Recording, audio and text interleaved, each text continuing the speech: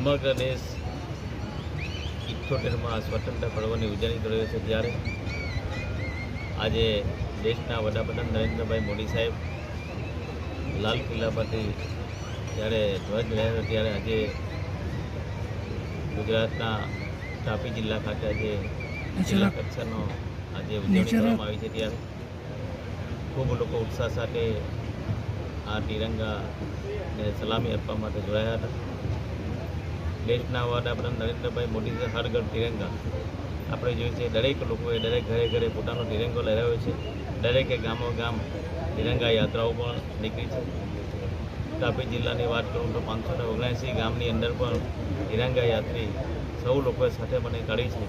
ત્યારે આ સ્વતંત્ર પર્વ નિમિત્તે હું બધાને શુભેચ્છાઓ પાઠવું છું.